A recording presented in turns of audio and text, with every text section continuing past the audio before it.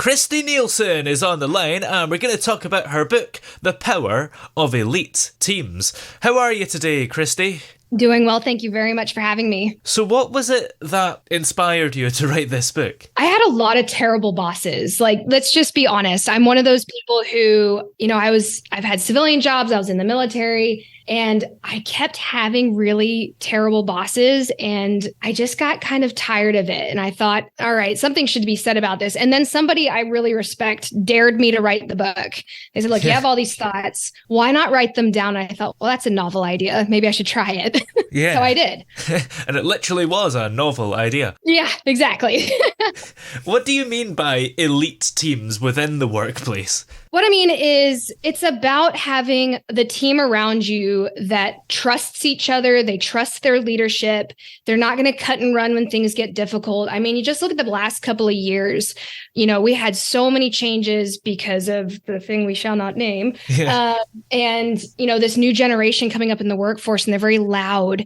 And a lot of people were like, I'm not coming back to work. The companies that didn't really have to worry about that so much were ones where people genuinely enjoyed coming to their jobs. They liked showing up to work. Their bosses weren't worried about, oh my goodness, I'm going to lose my entire workforce because I don't value them.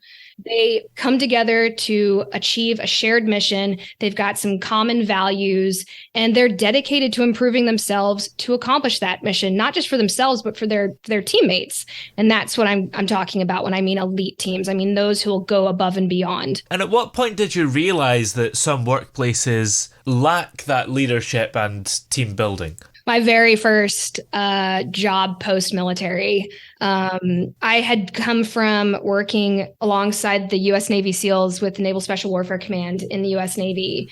And I was working for what I thought was going to be a really strong company. They were all about team building and relationship development. But my boss was really not an effective leader. And I could see the cracks that he was causing in our team. People weren't really trusting each other. There was really breakdown of communication. No one really understood what was in their wheelhouse of responsibilities. And I thought, this is probably something here, but let's see. Maybe it's just me. Maybe I'm just not fitting in right. Is it quite hard to adjust to your new life in general after being in the military? Oh, absolutely. I mean, I think I'm one of 100 veterans, you could ask, and 99 of us would say, yeah, it was difficult because, a large part of my life I'd been in uniform, and I had to figure out who I was again without that uniform on, without, being told what my mission was. And it was really strange too, because I was one of these kids who knew I was going to join the military from a very young age. And then suddenly, I left, and I was like, oh man, was I just the uniform, or am I something else? And so I went on, things seemed to move slower in the civilian world, a bit more complicated, more egocentric kind of thing. And it took a lot of time and a lot of work to feel as though I had turned the military part of my life into a chapter instead of it just being my whole life. I was able to sort of switch how I was viewing it. And what was it that made you want to join the armed forces initially? Initially, I was an expat kid. I was living in Hong Kong in 1994, and the USS Carl Vinson, this big aircraft carrier, pulled in for a port visit, and my fifth grade class, showing my age, fifth grade class, got to go on a field trip. And I thought this was the coolest thing I could have done. I was sitting on the bridge, sitting in the CO's chair, and I was looking out over the flight deck. And there was something about the smells and the sounds. I was like, man, these people came from all the way across the other side of the world on this boat, and they're getting to do some really cool stuff. And then later in life, I found the connection between a generational tradition. My great-grandfather served in World War I. All three of my great-uncles served in World War II. My dad was in uniform for a little while. My older brother was in the United States Marine Corps.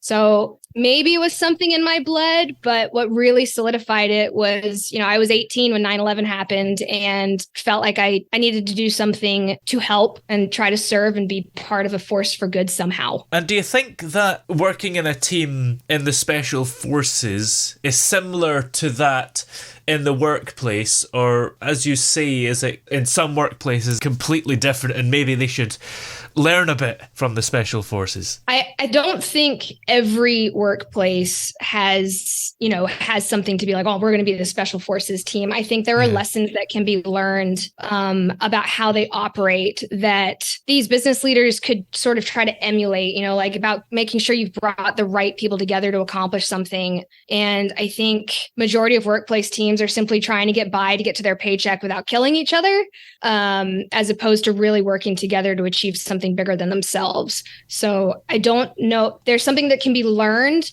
but I do not think that at the moment, every civilian business is operating at that level. But I think there's a real opportunity to change that and to lead better than we were led. So how do you think this book can actually help businesses be successful? I think it can help because I talk a lot about how leadership has to change to reflect this new way of we're working, these new expectations. And it really is about showing how to make sure that you are setting yourself up for the best success. And success looks different to everybody, but really it's about empowering business leaders who maybe have not had the greatest experience with leaders in the past to really reevaluate what it is they want and how to bring in the right people to help them accomplish it, and then lead them effectively. Because at the end of the day, you can gather the greatest people in the world, but if you don't know how to lead them effectively, you won't succeed what you're hoping to succeed. So it's a delicate balance. And I want to really address the changes that have happened in the workplace, empower these business leaders to think about things a little bit differently, maybe put their ego to the side and really understand what it is their team is expecting of them, and then how to show up and support them and empower them to succeed so that then ultimately the business can succeed. Teaching leadership and team building, is this a profession of yours as well, by the way? It is. Yeah, it's something I've helped people out with a lot. I love talking to people about their challenges in their workplace. Are they struggling? Are they doing okay? It's something I help people with.